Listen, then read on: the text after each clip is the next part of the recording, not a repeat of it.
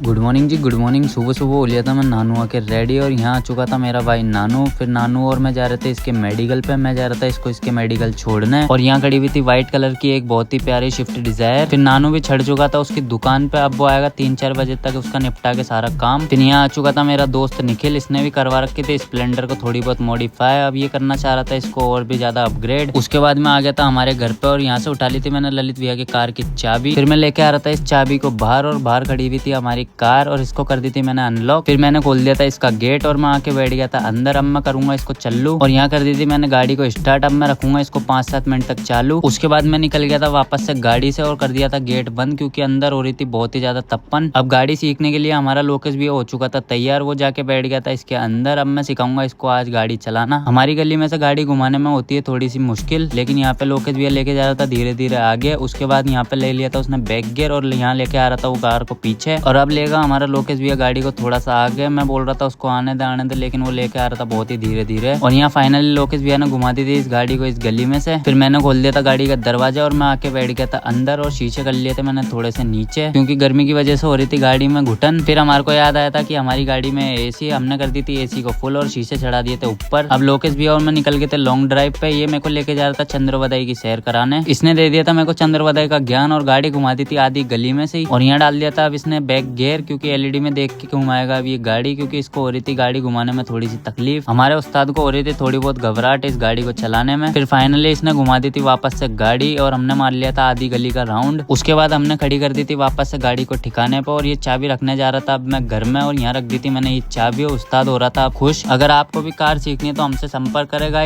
और वीडियो को कर दो like, comment, share, subscribe. Thank you.